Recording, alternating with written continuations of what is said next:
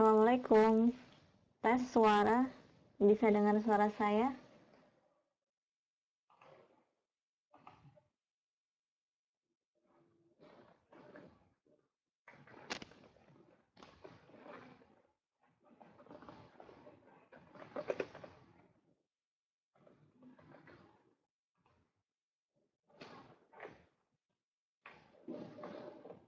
Alhamdulillah bisa ya.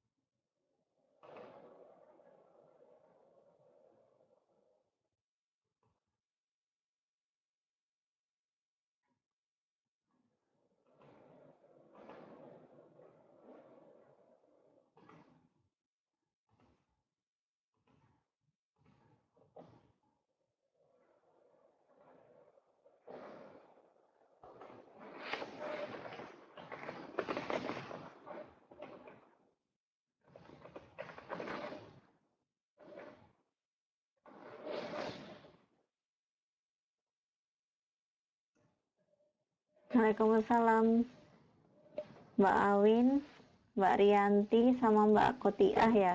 Baru 3 orang yang hadir. Sebentar saya tuliskan dulu ya.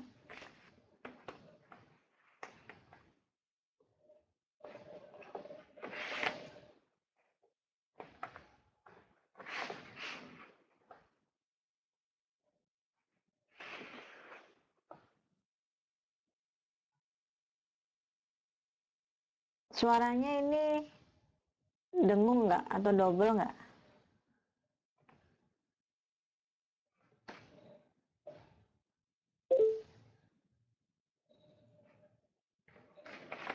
Oh ya, berarti udah jelas ya. Alhamdulillah kalau gitu.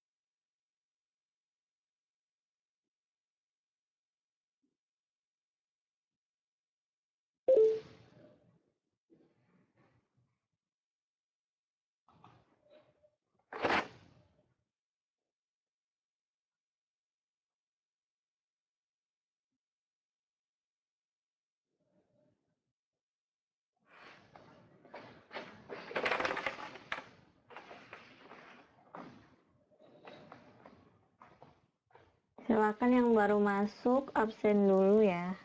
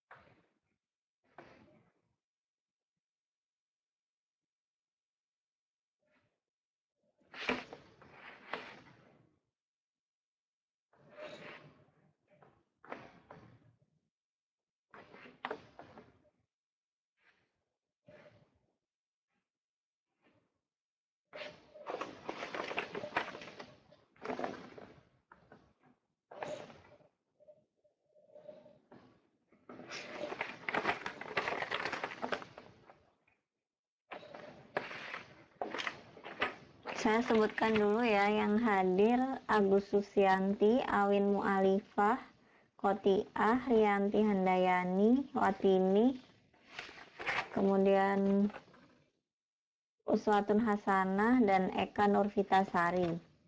Yang belum saya sebutkan, silakan menyebutkan di chat.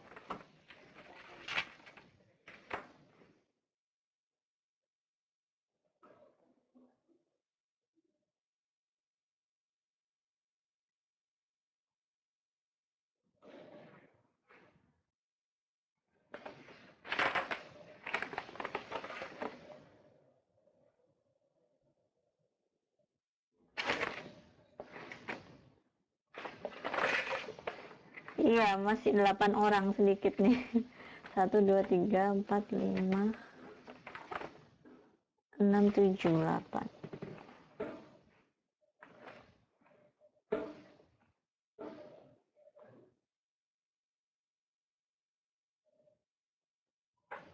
Iya, boleh Mbak Watini bantuin ya. Diingatkan teman-temannya yang suruh join kelas.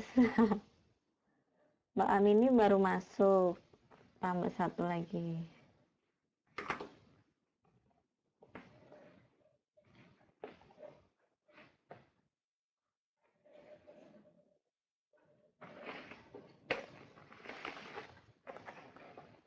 Ini suara saya udah ini ya, beneran udah jelas ya.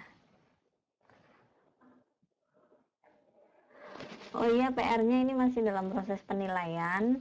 Jadi nanti belum selesai semua, tapi insya Allah bisa diselesaikan dalam waktu yang sesingkat-singkatnya. Jadi insya Allah segera dinilai kelas PR-nya.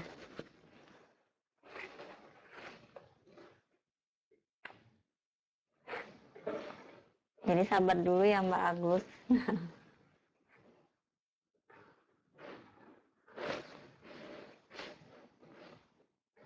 Oke, untuk pertemuan bahasa Indonesia kali ini kita akan memasuki bab 2, yaitu tentang religi.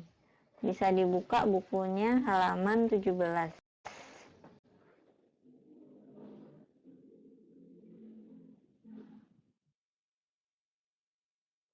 Nah, jadi di halaman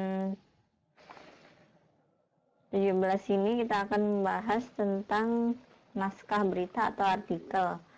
Kalau ada yang punya kamus, bisa dibuka atau dipersiapkan kamusnya sekarang. Dan kalau yang bisa online pakai komputer, bisa juga mempersiapkan membuka Google. Karena nantinya kita akan mungkin mencari kata-kata yang tidak dimengerti.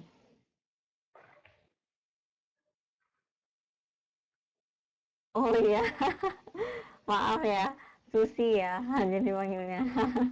Biasanya soalnya kan umumnya manggil nama pertama, jadinya ya panggilnya di sini yang pertamanya Agus. Halaman 17.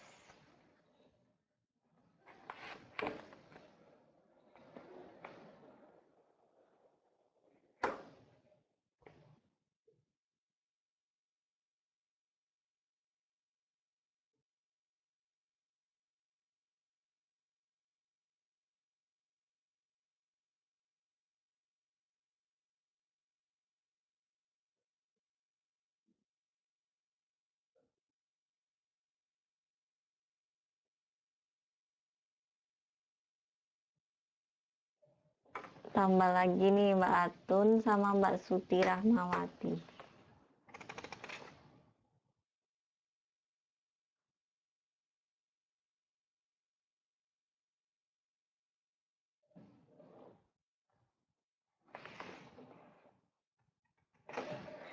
Ya sudah, kita sekarang mau menunggu yang lain datang dulu sampai 21.15. Boleh ya? Baru nanti kita lanjutkan ke materi.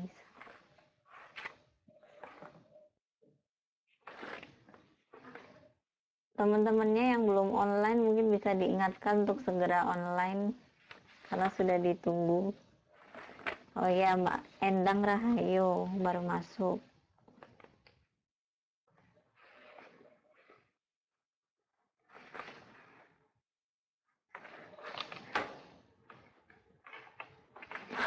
Loh, malam minggu kan juga biasanya ini ya, apa, ada kelas juga toh. Maksudnya hari Sabtu malam kan juga biasa ada kelas, jadi ya harusnya udah biasa dengan kelas kan.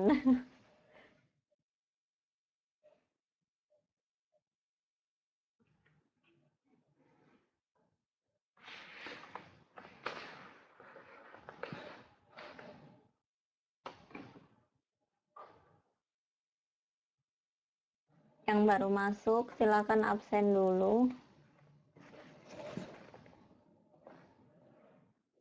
Oh, yang datangnya awal ketahuan. Oh ya, nggak harus lah, Mbak.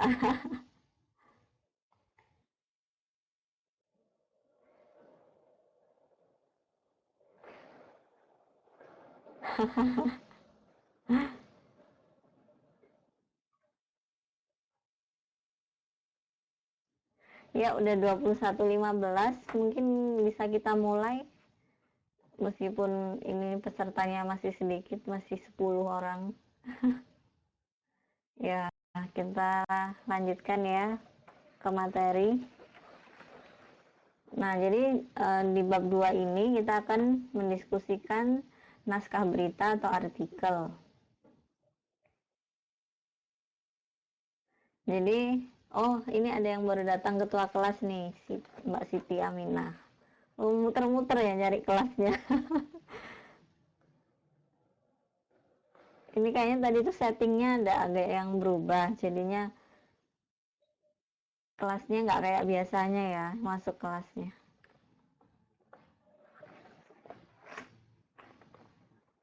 Oke. Nah, sekarang kita bahas tentang naskah berita atau artikel. Jadi di sini nanti kegiatannya ada berkenalan, kemudian berdiskusi dan bercerita. Kompetensi dasarnya adalah mendiskusikan masalah yang ditemukan dari berbagai berita, artikel, atau buku. Halaman 17 ya.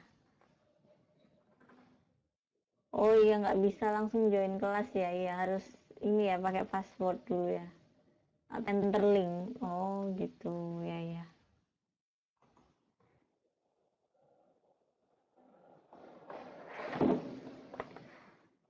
Sorry.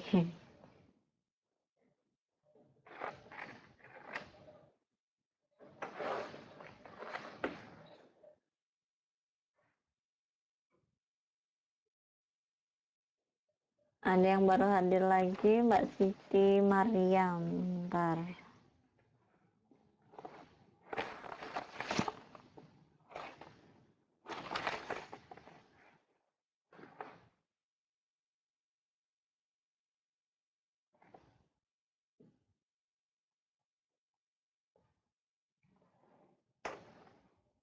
Oke. Oh, ini tadi kayaknya saya salah bikin kelasnya. Jadi waktu bikin kelas itu mungkin saya apa balet-balet yang harus masuk password dulu, maksudnya harus login dulu. Biasanya kan langsung join ya. Nah, kayaknya kesalahan di situ. Ya semoga nanti yang lain nggak ada kesulitan ya untuk masuk kelas.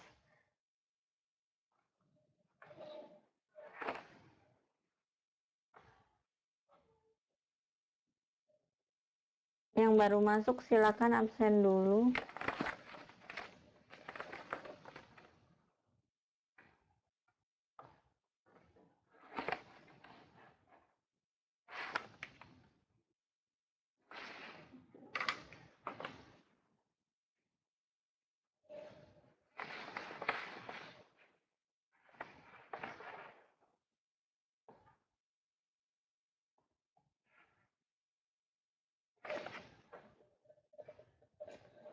Oh, pakai linknya UT.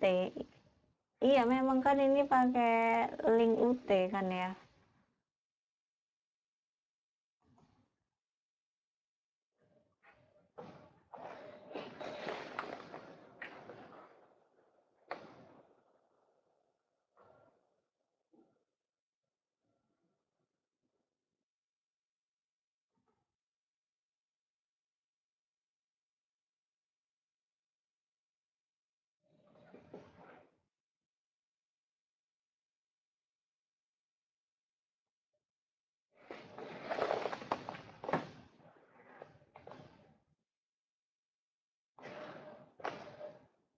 Sebentar, saya tulis yang baru masuk dulu ya. Tulis absennya dulu.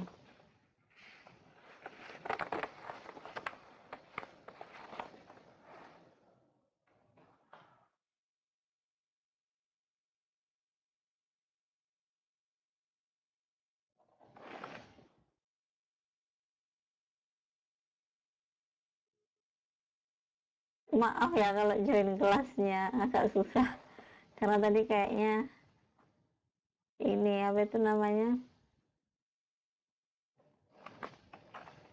ada settingnya yang bermasalah itu tadi.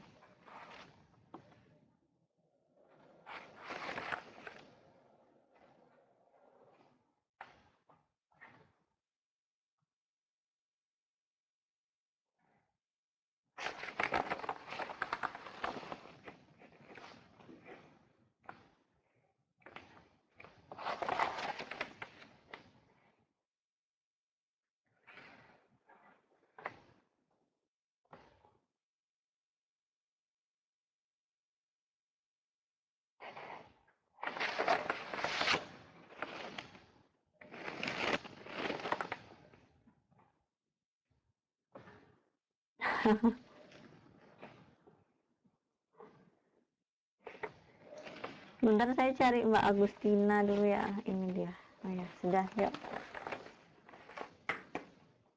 Oh, kelas Mandarin pernah kayak gini juga ya. Ya sudah, sekarang kita lanjut ke bab 2. Jadi ini indikatornya mencatat masalah dari berbagai sumber, menanggapi masalah dalam berita, artikel, dan buku, kemudian mengajukan saran dan pemecahan terhadap masalah yang disampaikan, mendaftar kata-kata sulit dalam teks bacaan, dan yang terakhir membahas maknanya. Kemudian tentunya itu kita semua pernah membaca ya majalah atau surat kabar, baik yang terbit harian, mingguan, atau mungkin bulanan. Pada umumnya, majalah atau surat kabar menyajikan artikel populer. Artikel itu berisi pengetahuan umum yang berguna bagi pembacanya. Pengetahuan yang dibahas dalam artikel biasanya tidak mengenal kata basi. Artikel yang muncul beberapa tahun ke belakang masih dapat dinikmati dan kita serap ilmunya sekarang. Dalam bagian ini, kita akan mendiskusikan masalah yang terkandung dalam artikel. Untuk menemukan atau mengetahui isi sebuah artikel, kita hanya memerlukan waktu sebentar saja dengan menggunakan teknik membaca skimming atau membaca sekilas. Jadi yang pada bab 1 yang sudah kita bahas sebelumnya itu ya, kan sudah dijelaskan tentang skimming atau membaca sekilas. Nah, di dalam buku ini halaman 17 ada suatu bacaan yang akan kita baca dengan menggunakan teknik skimming. Judulnya Kembali ke Alam.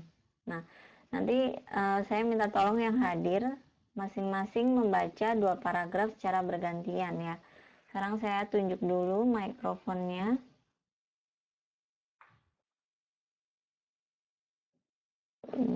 Sebentar.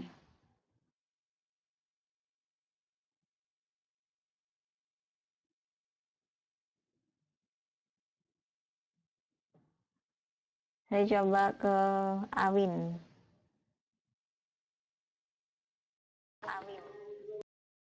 Skimming itu membaca cepat.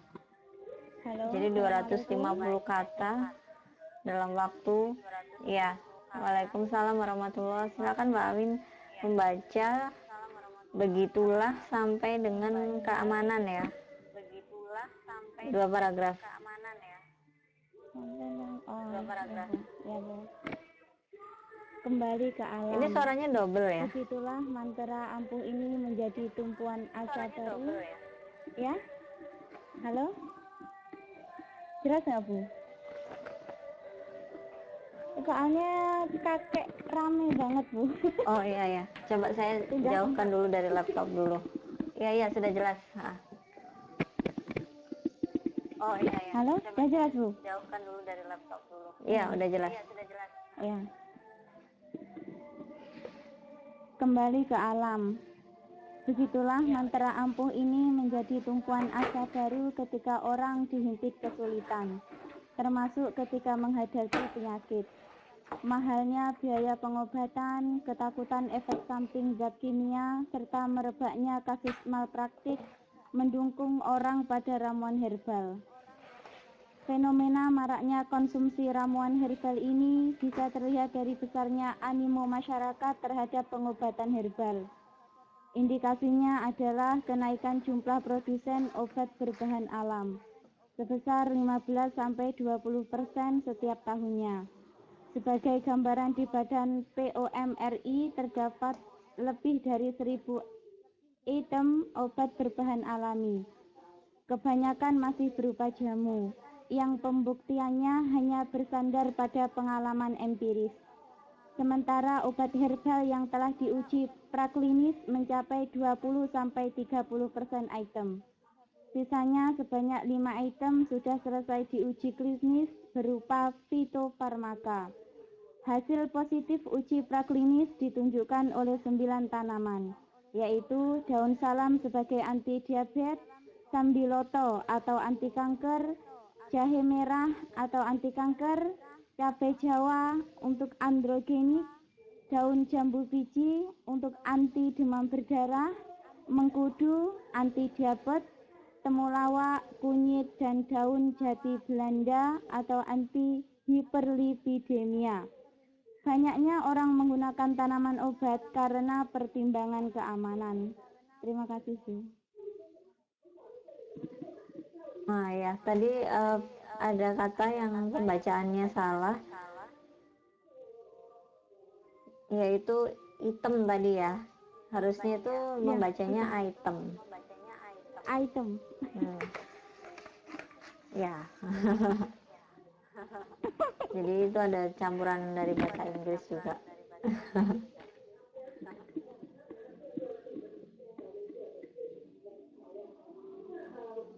Selanjutnya ke Indonesia 2 ini siapa?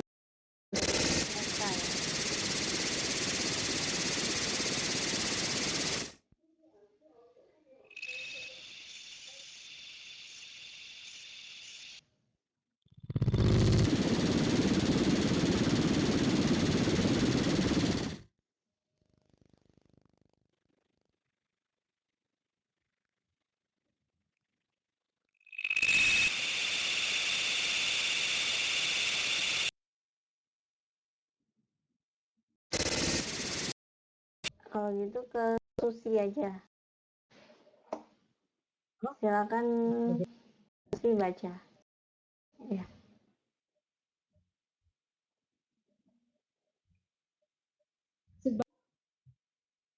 Sebabnya takut dengan efek samping obat kimia, terutama penyakit-penyakit yang butuh pengobatan rutin. Kendati obat berbahan alam juga ada yang punya efek samping. Selain kekhawatiran adanya efek samping, berpalingnya masyarakat pada ramuan herbal dipicu juga oleh mahalnya obat modern, apalagi untuk penyakit-penyakit kronis yang butuh pengobatan rutin dalam waktu lama. Ini menjadikan biaya untuk menebus obat menjadi sangat tinggi. Kedekatan manusia dengan alam, dalam hal ini tanaman obat, memang sudah diwariskan oleh nenek moyang kita. Sejak dahulu, ramuan herbal digunakan untuk penyembuhan keluarga, self medicine. Dari hasil survei kesehatan rumah tangga (SKRT), pengguna tanaman obat mencapai 50% dari sampling. Jumlah ini semakin meningkat ketika 1990 WHO mencanangkan program Back to Nature. Apakah herbal memang mempunyai khasiat menyembuhkan? Banyak tanaman obat yang berkhasiat meningkatkan nafsu makan, meningkatkan daya tahan tubuh, dan menyegarkan badan. Lantaran itu, jangan terburu-buru menghentikan pengobatan. Jika badan merasa sehat, nafsu makan naik, dan berat badan naik usai mengonsumsi tanaman obat. Banyak obat herbal mengandung antioksidan yang bagus untuk meningkatkan dan menjaga stamina atau daya tahan tubuh. Bahkan di Jerman, obat berbahan alam sudah dimasukkan dalam satu pelayanan asuransi kesehatan. Oke, ya. Sekarang coba. Itu ya, Bu, ya? Ya, sudah.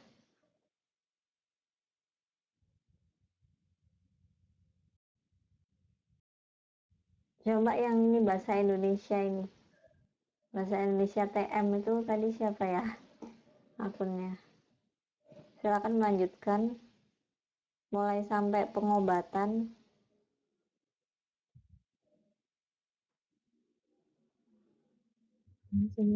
Ya,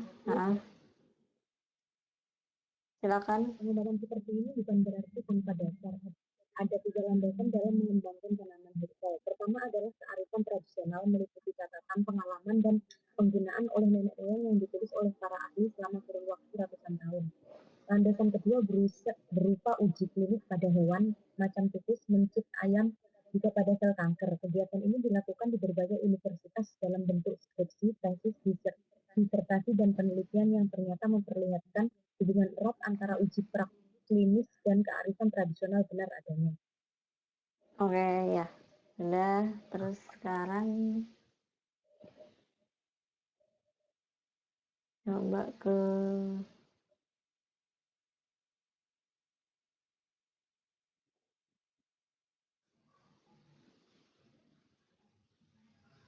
Amini ya, bisa ya. Halo, Bu. Halo. Ya, silakan diteruskan baca sampai terakhir. Sampai dari mana tadi? Sampai landasan ketiga. Landasan ketiga ya.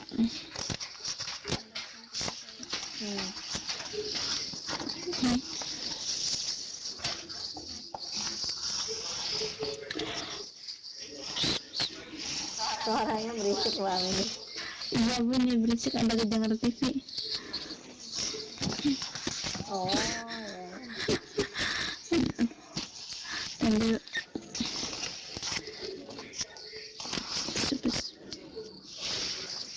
landasan ketiga adalah pengalaman dari pasien-pasien yang rajin berobat dan berkonsultasi dengan dokter. Jangan dulu berburu-buru ingin sembuh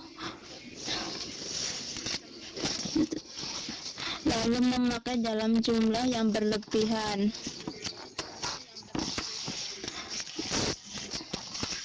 Karena pengobatan dengan herbal tidak dalam jumlah ya. memakai dalam jumlah yang berlebihan karena pengobatan dengan herbal tidak bisa menyembuhkan dalam waktu singkat.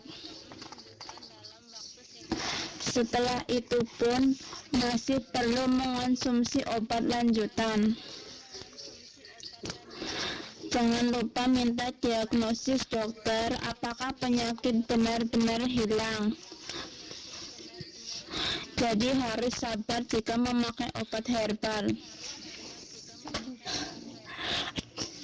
Kriteria tanaman obat.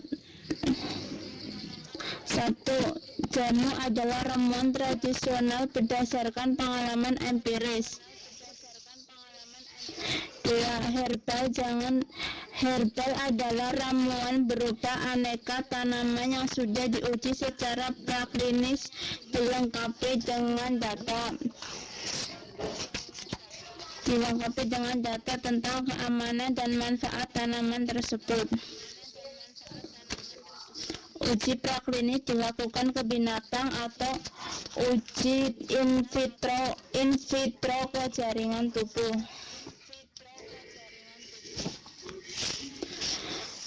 3. Fitofarmaka adalah ramuan obat yang sudah diuji klinik. artinya sudah dicoba pada manusia. Ramuan inilah yang sedang diupayakan Badan POM RI dengan 9 tanaman unggulannya. Fitofarmaka inilah yang bisa diresepkan dokter. Ya, terima kasih Mbak Amini sudah dibaca. Ya, tadi bacanya bukan POM ya, tapi POM, langsung ke POM. Ya, selanjutnya kita balik ke halaman selanjutnya, halaman 19, yaitu tugas. Di sini tugasnya silakan dijawab dari nomor 1 sampai 9. Nanti kita akan bahas bersama-sama. Saya kasih waktu 5 menit cukup ya untuk menjawab pertanyaannya ini. 5 menit, kemudian nanti saya tunjuk secara acak siapa yang akan menjawab satu persatu. Ya, jadi siap-siap semuanya ya. Oke, 5 menit dari sekarang. Silakan dicari jawabannya.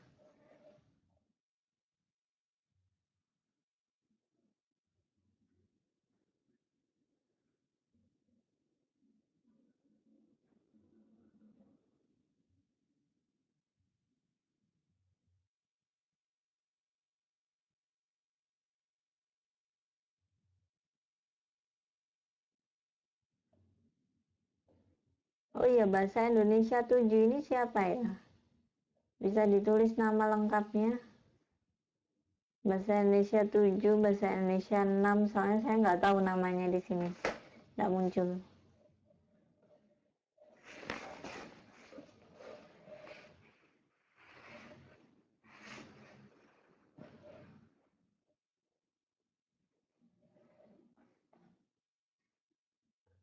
Sekarang suara saya masih double nggak?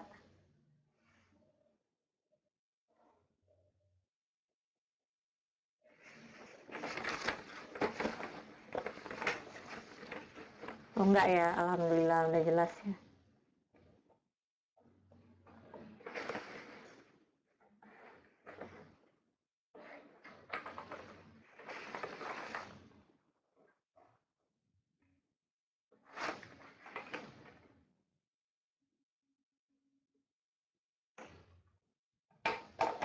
Ada yang udah selesai mencari jawaban?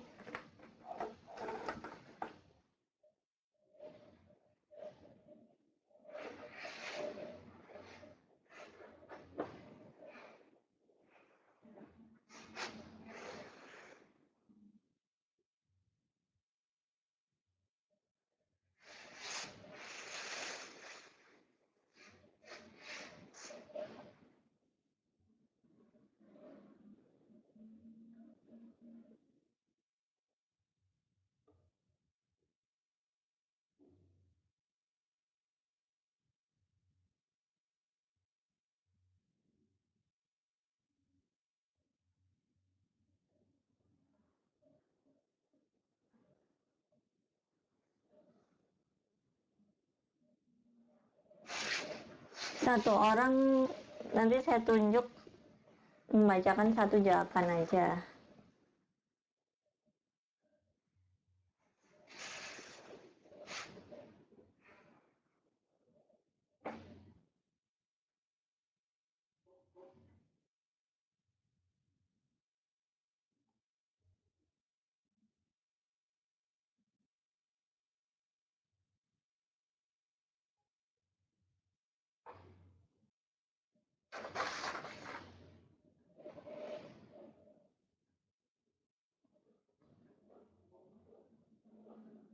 Saya tunggu 2 menit lagi ya. Selanjutnya langsung saya buka mikrofon secara acak. Siapa yang nanti ke bagian nomor 1, 2, sampai 9.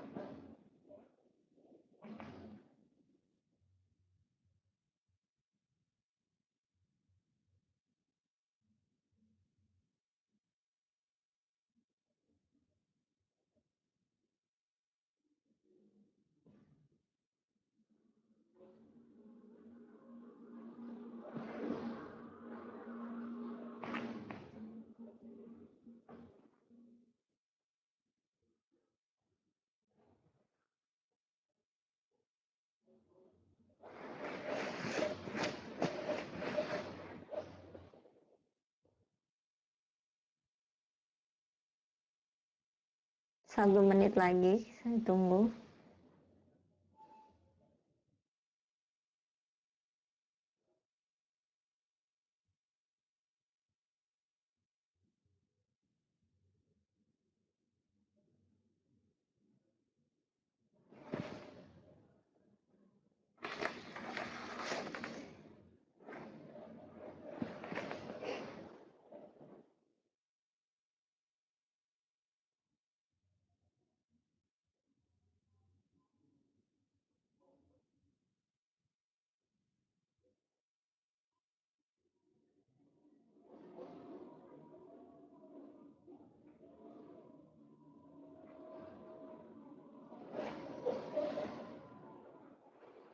Sudah ya, oke. Sekarang saya pilih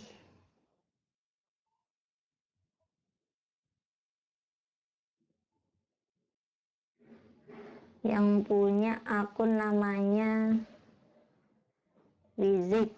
Silakan baca nomor 1.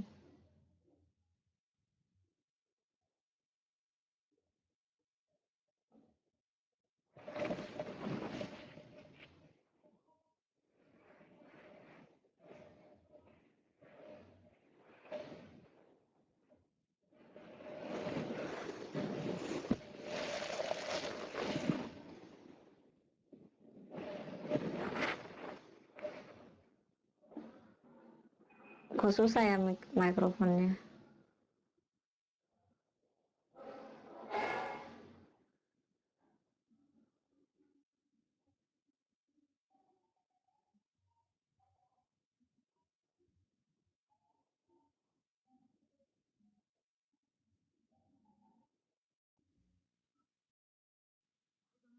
Ya, waalaikumsalam, udah kedengaran. Assalamualaikum, kedengaran Bu? Silakan nomor 1 jawabannya. Ya.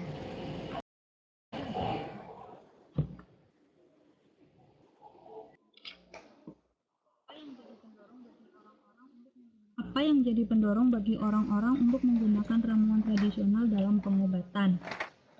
Yang menjadi pendorong orang-orang untuk menggunakan ramuan tradisional dalam pengobatan adalah mahalnya biaya pengobatan, ketakutan efek samping zat kimia, serta merebaknya kasus malpraktek mendorong orang tersebut untuk Ya, benar sekali. memilih ramuan herbal. Jadi itu jawabannya untuk nomor 1. Kemudian nomor 2. Sekarang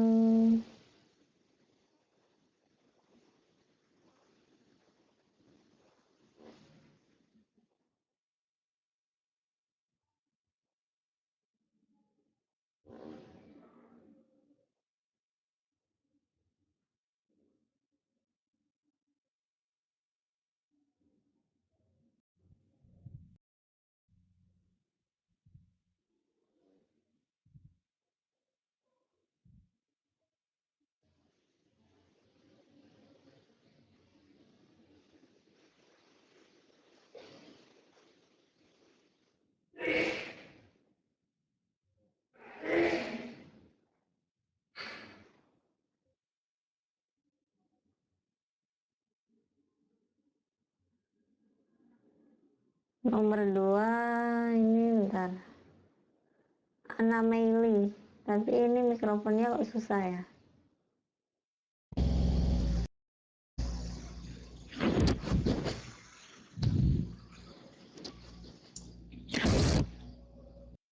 Ya, siapa ini? Mikrofonnya yang bunyi mikrofon siapa ya? Ana Meili nggak bisa.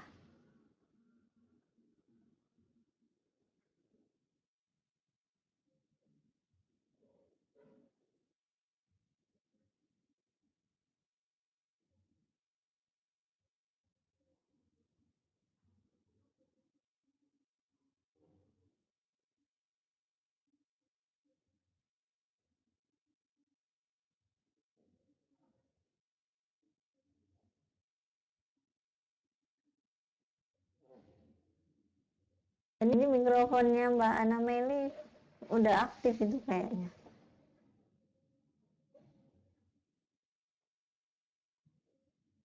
Mbak Kotiah mikrofonnya nggak bisa itu, nggak bisa nyala.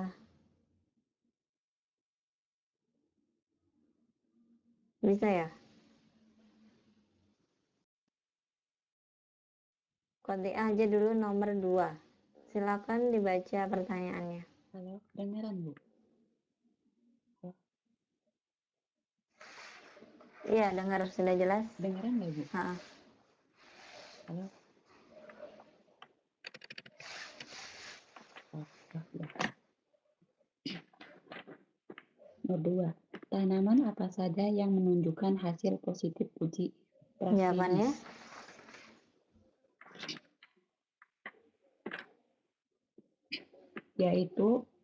Yaitu daun salam sebagai anti Diabetes bacanya. diabetes, sambiloto anti kanker, jahe merah anti kanker. Daun salam sebagai anti diabetes, sambiloto anti kanker, jahe merah anti kanker, cabai jawa androgenik, daun Diabetes. biji anti demam berdarah, Gitu ya. mengkudu anti diabetes, temulawak, kunyit dan daun jati. Mengkudu anti diabetes, temulawak, kunyit dan daun jati Belanda. Dan jati Belanda. Ya benar. Jadi itu tadi jawaban nomor 2. Sekarang coba ke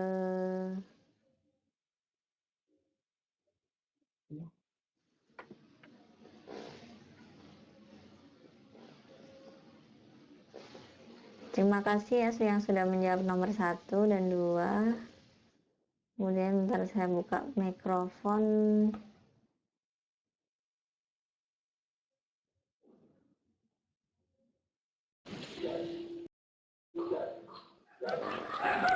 Mbak Siti. Ya, Siti Aminah. Nomor 3, silakan disebutkan pertanyaan dan jawabannya. Halo, Ya, dengeran nggak Bu? nomor 3 ya.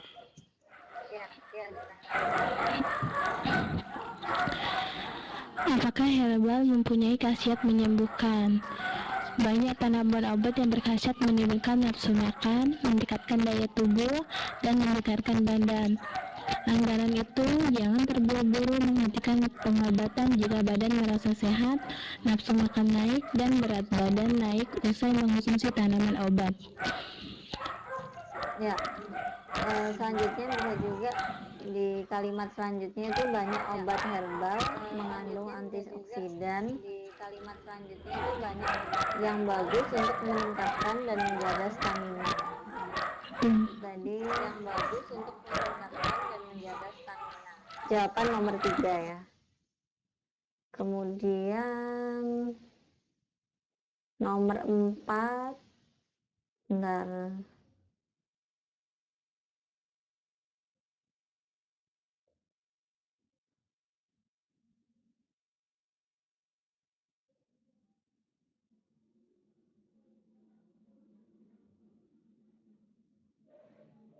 Terima kasih Mbak Siti sudah menjawab nomor 3. Kemudian Mbak Suti Ramawati, ya silakan, mau izin dulu nggak apa-apa.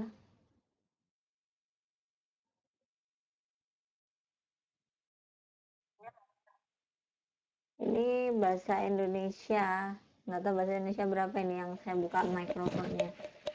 Silakan menjawab pertanyaan nomor 4.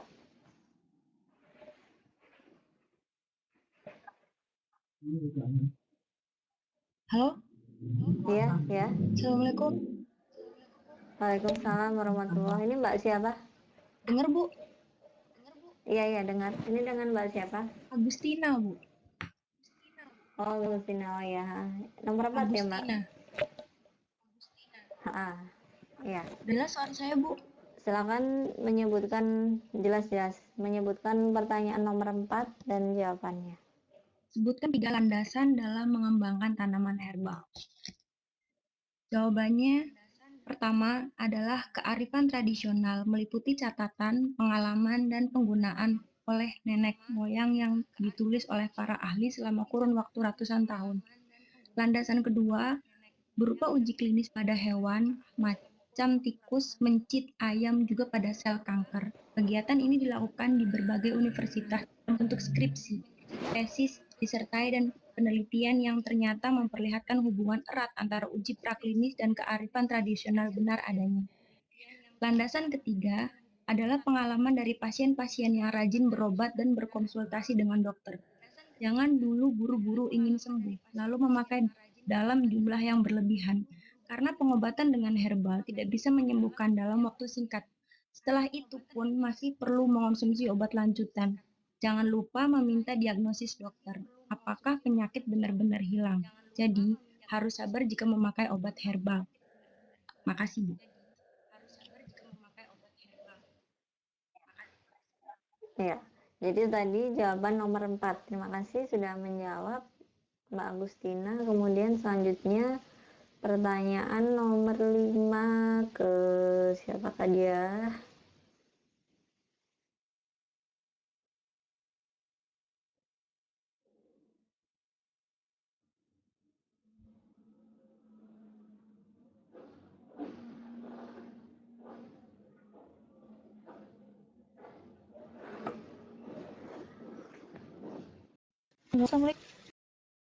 Ya, bahasa Indonesia juga, tapi nggak tahu bahasa Indonesia berapa. Ya, silakan Mbak nomor 5. Namanya dulu sebutkan. Waalaikumsalam, ya.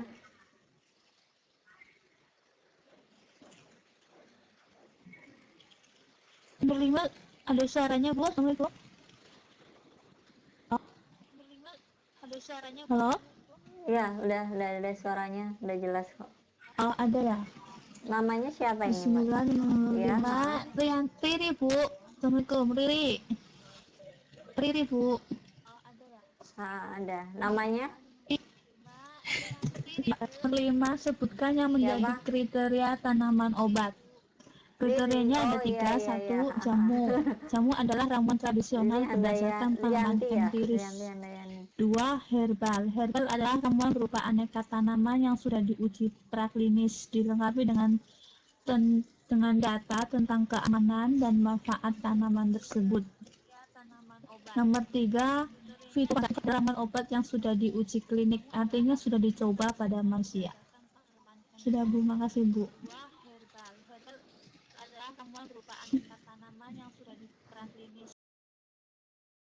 Assalamualaikum.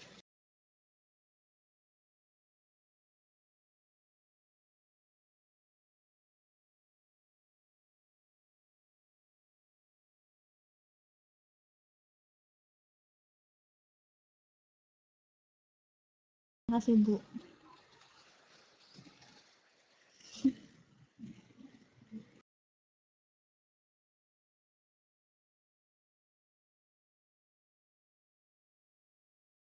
Enam. Coba ke bahasa Indonesia TM ya.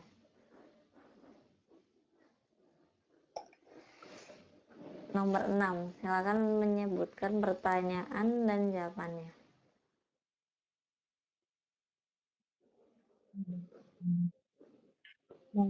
Setujukah kamu terhadap anggapan bahwa obat kimia banyak berdampak negatif pada tubuh? Kemukakan alasanmu atas jawaban tersebut. Tidak setuju, karena ada beberapa banyak penyakit yang memang memerlukan obat kimia yang manfaatnya tidak bisa kita dapatkan dari obat-obatan herbal. Oh ya. Jadi apa itu namanya sebenarnya dari obat kimia dan obat herbal itu keduanya mempunyai efek samping.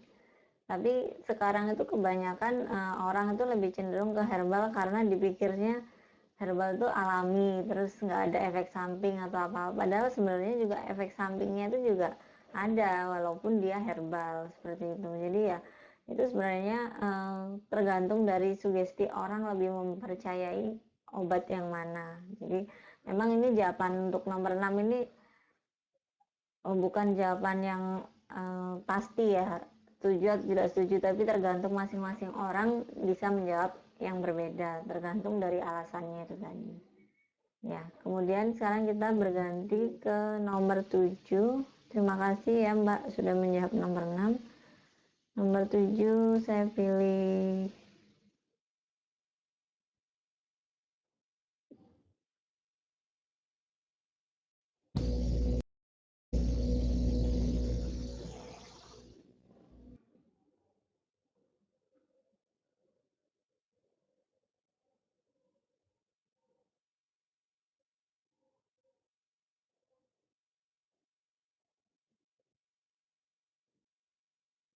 Coba Ana Meli nomor 7.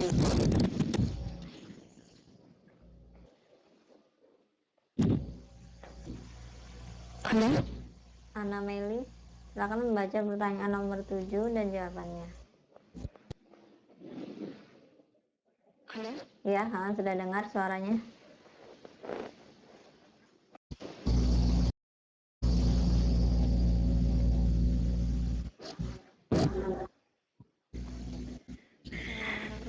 Nomor 7, setujukah kamu terhadap anggapan bahwa obat organik lebih aman untuk dikonsumsi? Saya tidak setuju karena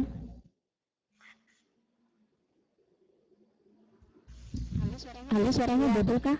Enggak double, cuman agak kemeresek aja.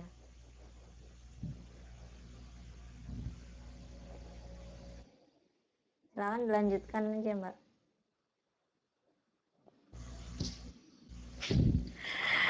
Jawaban saya setuju karena obat organik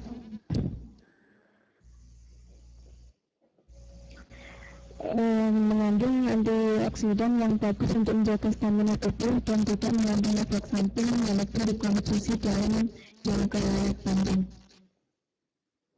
Ya. Jadi apa itu namanya? Efek samping itu tetap ada ya, Mbak ya. Cuman kalau organik itu dia itu tadi bedanya tidak melalui proses secara kimia. Jadi benar-benar murni dari alam itu tadi. Tapi kalau efek sampingnya itu antara yang organik dengan obat kimia itu ya efek sampingnya itu sama-sama ada. Jadi tidak perlu yang organik itu terus nggak ada efek samping seperti itu. Jadi alasannya sih tadi salah satu sudah benar, yaitu karena obat organik itu lebih banyak antioksidannya ya. Dan nomor 7 ini juga jawabannya sama dengan nomor 6. Mungkin ada pendapat lain yang menjawab tidak setuju. Itu. Terima kasih sudah menjawab nomor 7, Mbak Ana Meli. Kemudian selanjutnya nomor 8 saya pilih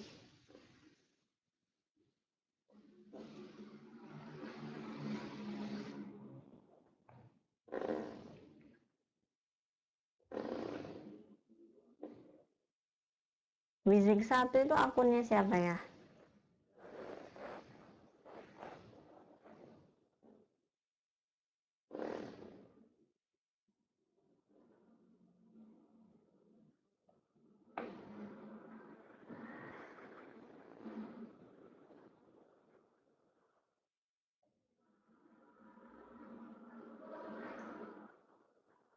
Wizik 1.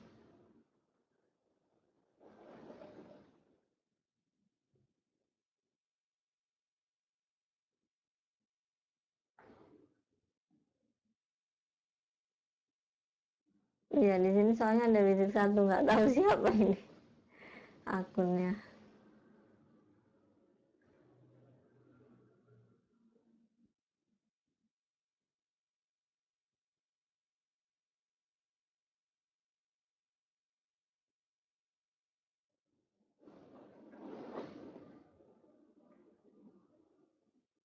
Suaranya hilang-hilang.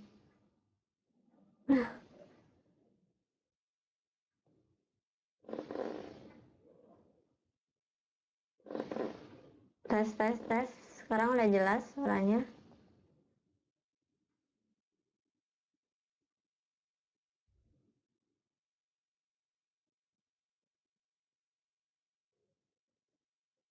Jelas kan ya? Ya alhamdulillah. Bentar, ini saya coba nyalakan mikrofon Arini, katanya mau menjawab ya. Cuman kok agak susah ini mikrofonnya.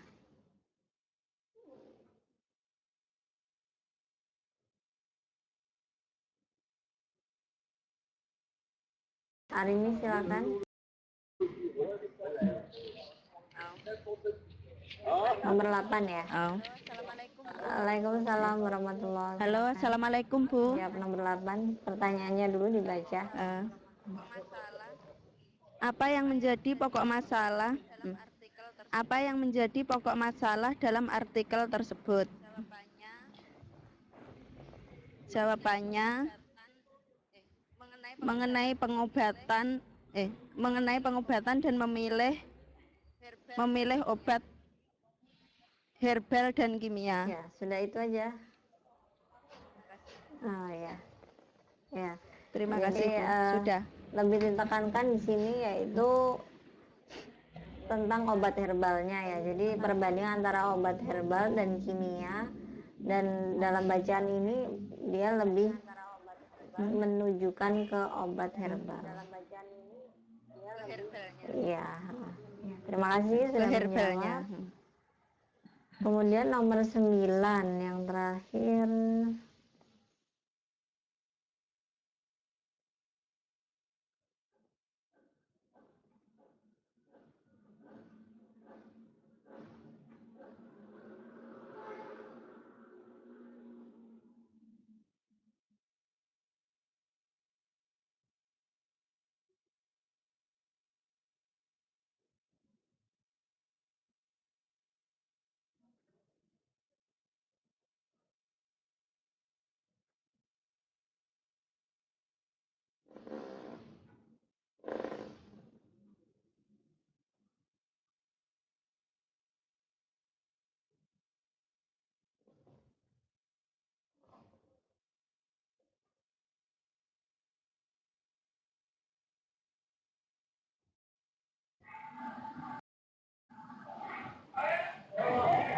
Sembilan bahasa Indonesia 7 mungkin ya ini ya.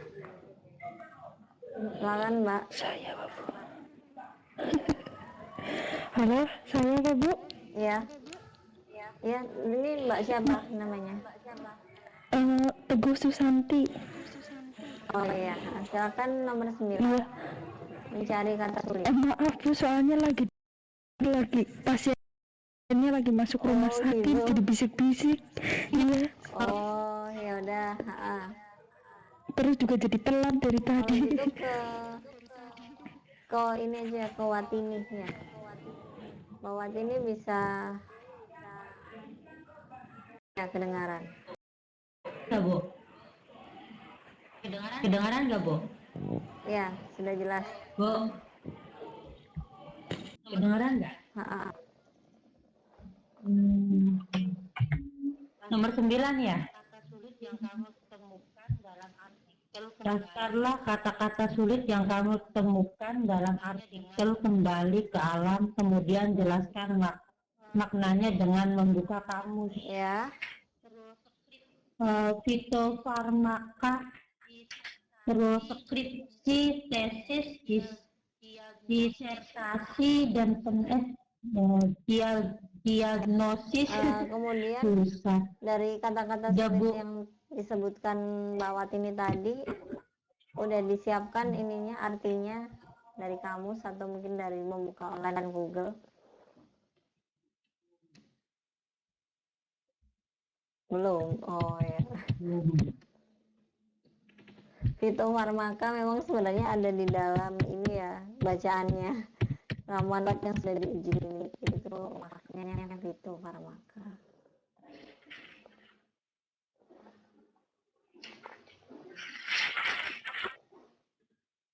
Kalau tesis itu tadi artinya yaitu penelitian untuk lulus S2 atau master gitu.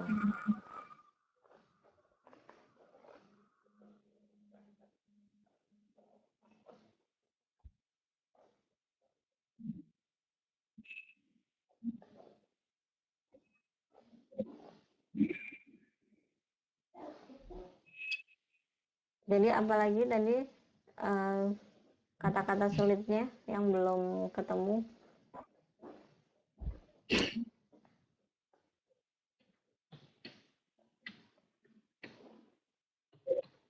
Diagnosis ya. Diagnosis itu apa? Bisa dicari di kamus online. Lebih kepada biasanya memang diagnosis itu ya untuk kesehatan ya. Jadi misalnya perkiraan tentang suatu penyakit seperti itu.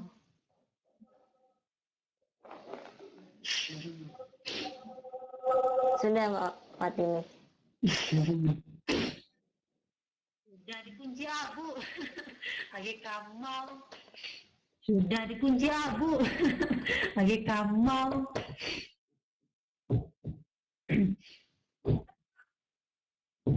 Ya, ini dijelaskan oleh Mbak Eka itu ya, bahasa Indonesia TM. Jadi diagnosis adalah identifikasi mengenai sesuatu dan digunakan dalam istilah medis atau ilmu pengetahuan. Animo, ada yang tahu animo itu apa?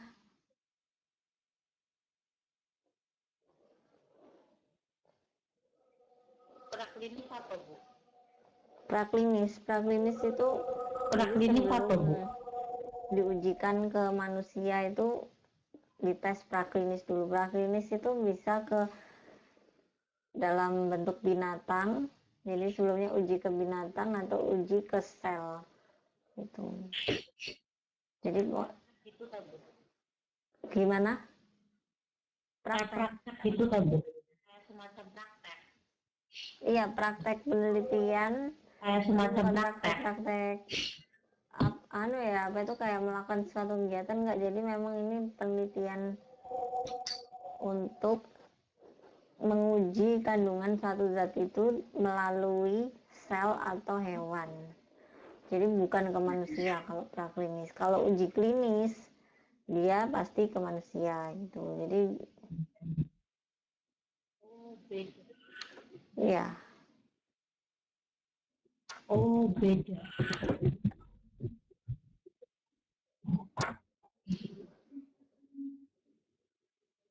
Kearifan.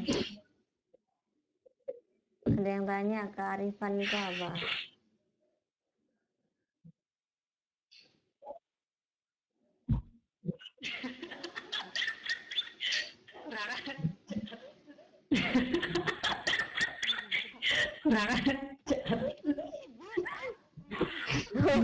Ya loh, katanya ini mau jawab yang tadi. Enggrap dulu. Sudah ya, berarti kalau gitu kita ada yang jawab kearifan tuh ya sama dengan kebijakan. Kemudian terus yang animo tadi adalah hasrat untuk atau keinginan yang kuat untuk melakukan sesuatu. Ya benar. Terima kasih sudah membantu jawabannya. Kemudian kita lanjut ke bagian B ya.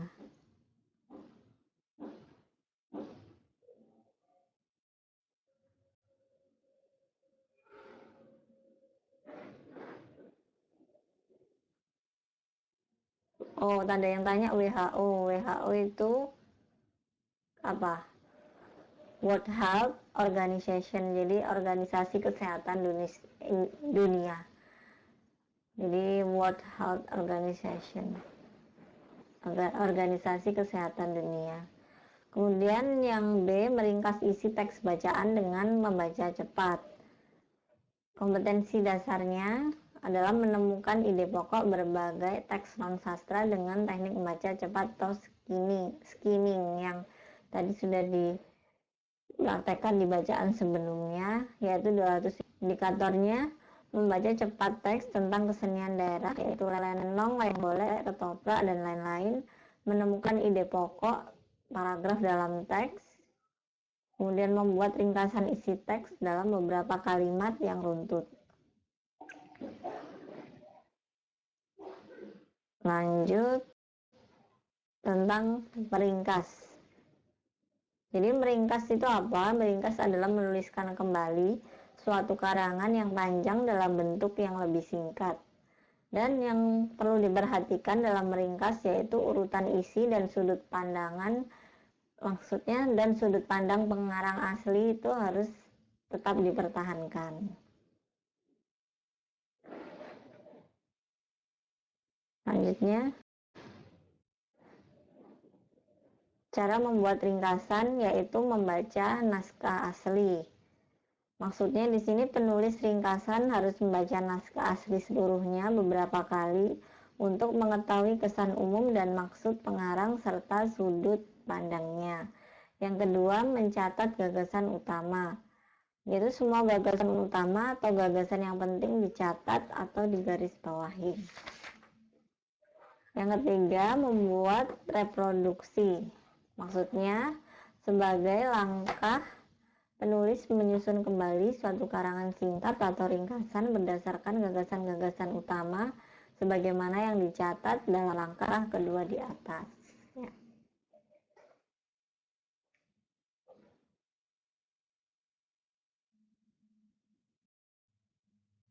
Selanjutnya, adapun beberapa hal yang perlu diperhatikan agar suatu ringkasan itu diterima sebagai suatu tulisan yang baik, yaitu sebagai berikut. Sebaiknya dalam menyusun ringkasan dipergunakan kalimat tunggal daripada kalimat majemuk.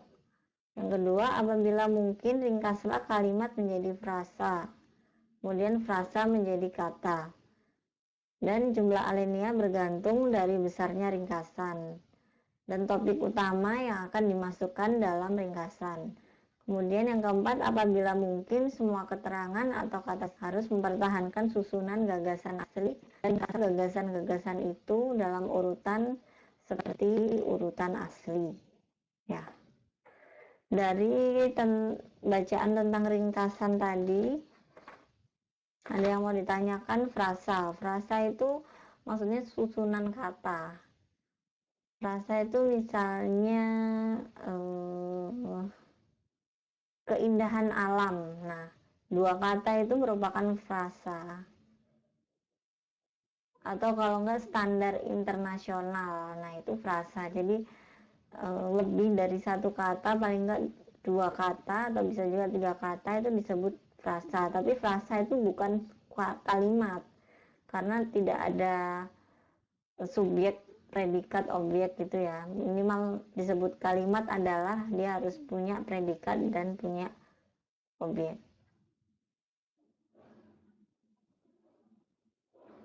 Imbek.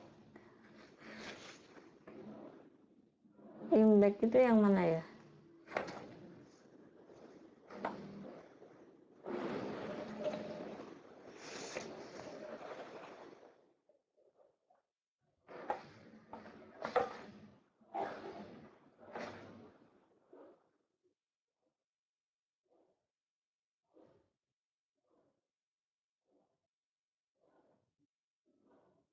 Oh, kirain menanyakan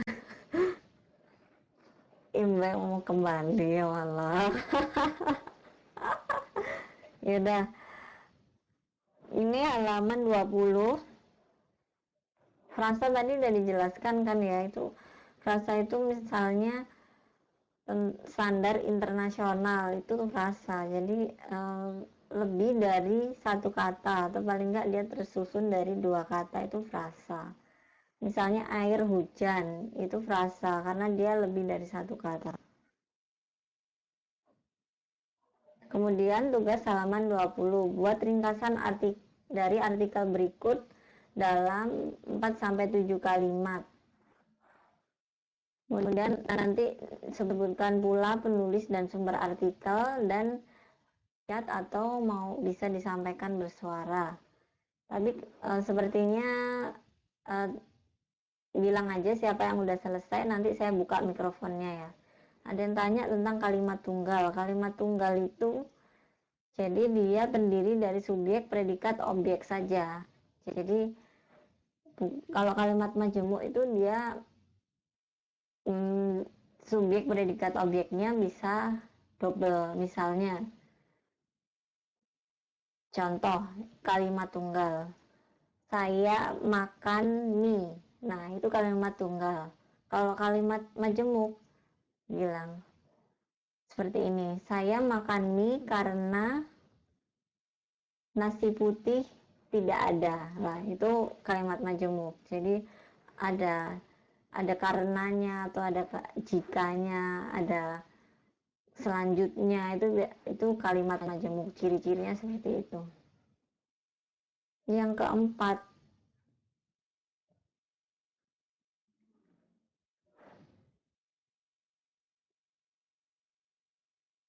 Yang keempat maksudnya yang mana kok? Oh, mungkin semua keterangan atau kata sifat dibuang itu tah.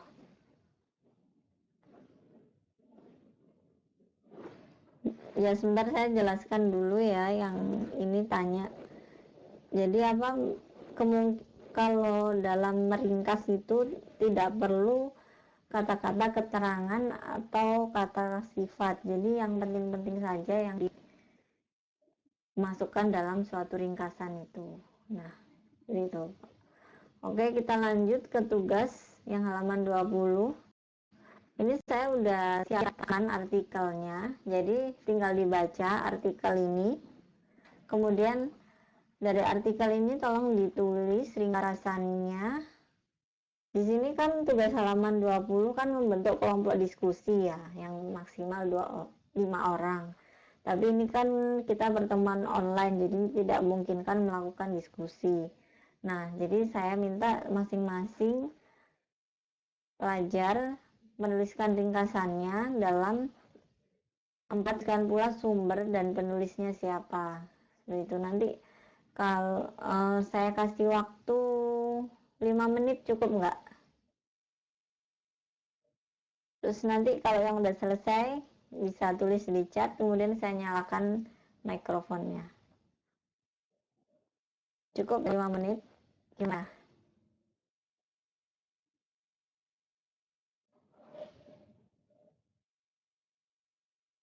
Silakan dari sekarang membaca artikelnya.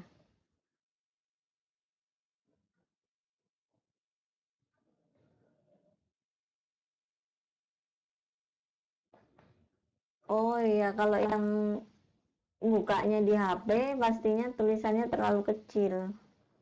Harus dibuka di laptop memang ini.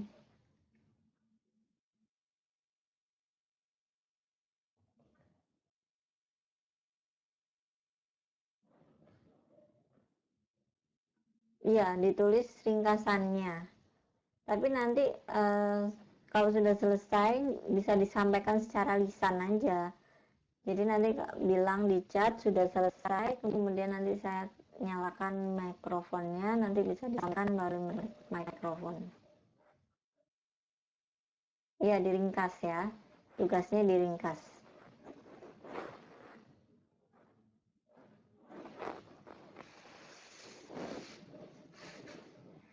Lima menit dari sekarang ya. Silakan.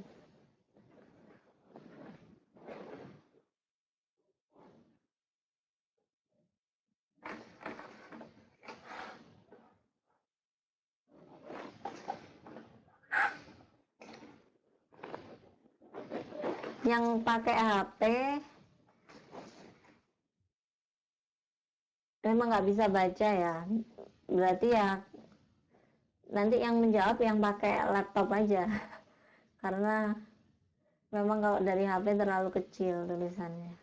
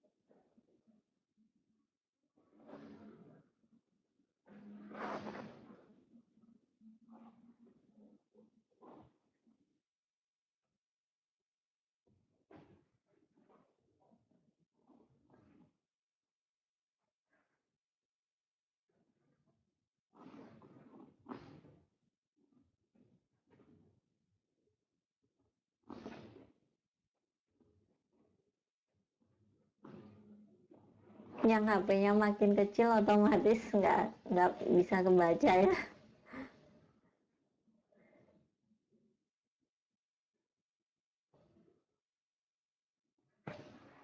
Yang layarnya mungkin masih besar, kemungkinan masih bisa kebaca.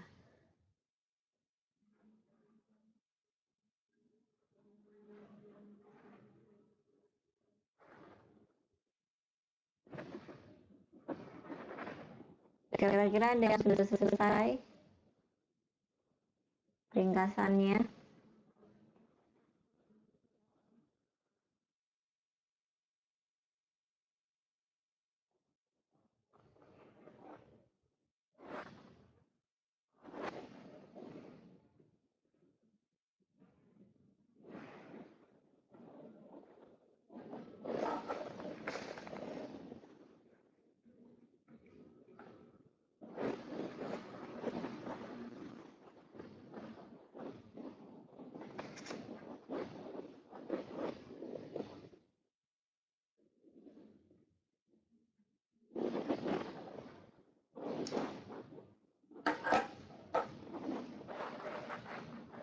Ya, bahasa Indonesia TM sudah ya. Oke.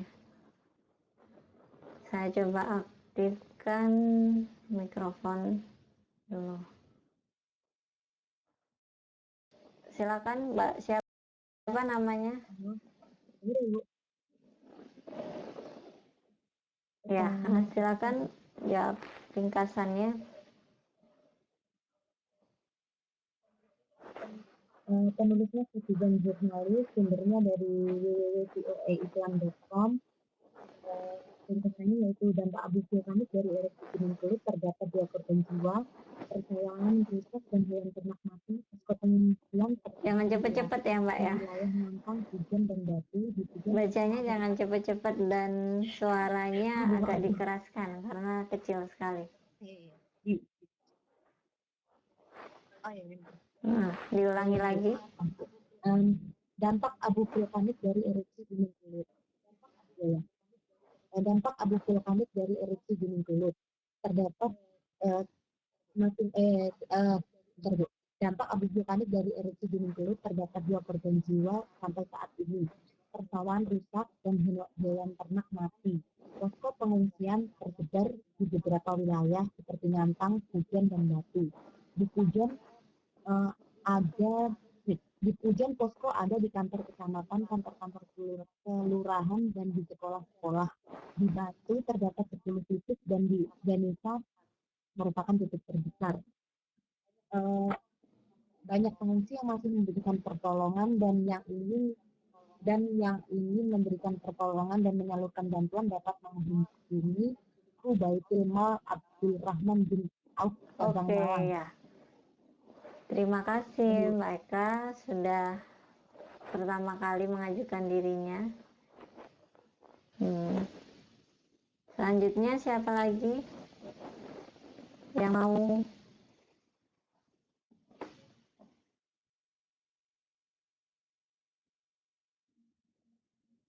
Yang mau membaca siapa lagi?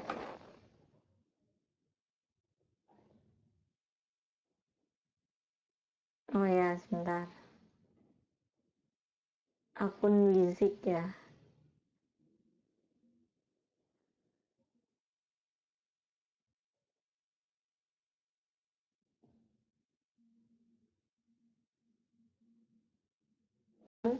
Namanya siapa?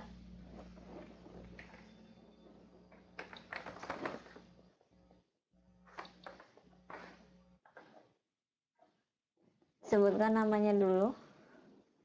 Halo.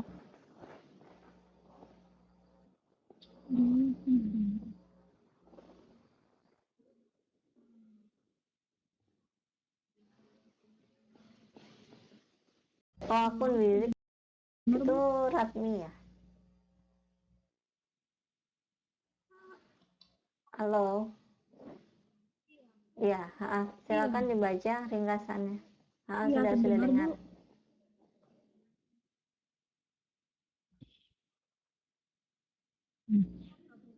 Dampak abu vulkanik dari erupsi Gunung Kelut juga melanda beberapa daerah di Kabupaten Malang, seperti Kesembon, Mampang, dan Pujon.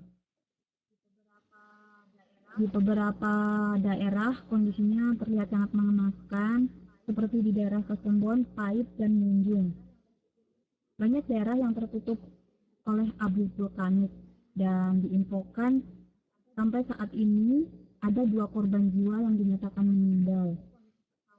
Selain itu, kondisi persawahan dan peternakan juga mengalami kerusakan dan kematian. Banyak warga yang dievakuasi ke tempat-tempat pengungsian di daerah. Posko pengungsian tersebut tersebar di wilayah Ngantang, Pujon, dan Batu. Penyebaran posko pengungsian di Pujon ada di kantor kecamatan, kantor-kantor kelurahan, dan sekolah-sekolah. Sedangkan di Batu tersebar di 10 titik, dan di Kedung Ganesa adalah titik terbesar. Banyak para pengungsi yang membutuhkan para relawan, antara lain segenap kru Baitul Amal Abdurrahman bin Auf Sabang Malang yang tergerak untuk menampung dan menyalurkan bantuan Terima kasih, tersebut. Pak Ratmi. Selanjutnya ke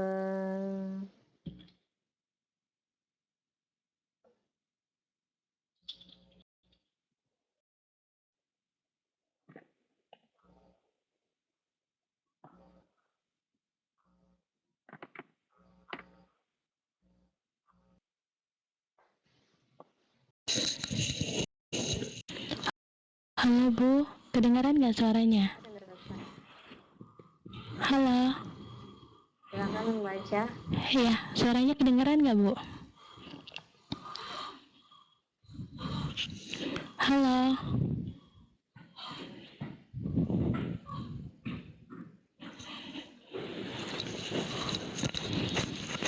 halo Bu, suaranya kedengaran nggak?